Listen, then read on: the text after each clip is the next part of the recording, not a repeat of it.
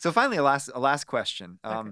If a Catholic is going through some sort of mental distress, is it necessary for them to find a Catholic mental health professional? Because that can be very hard to find. There's a lot of very Yes. secular ones out there. How necessary do you think it is to find a Catholic I one? would say know yourself.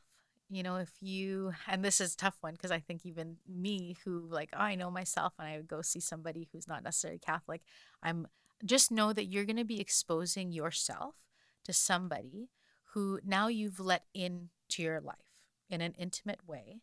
And are you okay with them directing and leading and walking alongside you in the most vulnerable parts of your life? And are you okay with some of their suggestions not being sound? Mm. So you That's have to going to be be something you discerning, have to be discerning very on their, discerning yeah. on what they say, the comments they make, the advice they give, the suggestions they make.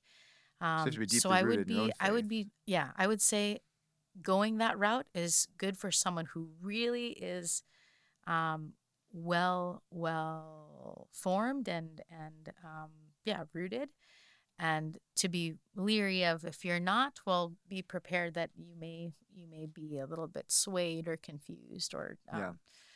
Luckily, there are resources out there, right? Right in our Yes. very area, there's the Catholic My Psych Catholic doc, Institute, yeah. My my Catholic Catholic doctor. doctor, Catholic So Psych Institute. some different Yeah. options, and more. You do a lot of telehealth, right? Yeah. You do Totally sessions via telehealth. Zoom, Yeah. which is kind of interesting. Do you find that that's a barrier You know, to honesty, or? it was the pandemic that pushed me into that. I Hmm. really was like, I'll never be a telehealth. Like, no, no, no. And then eventually I was like, oh, okay, actually this is one. It was the only option at the time.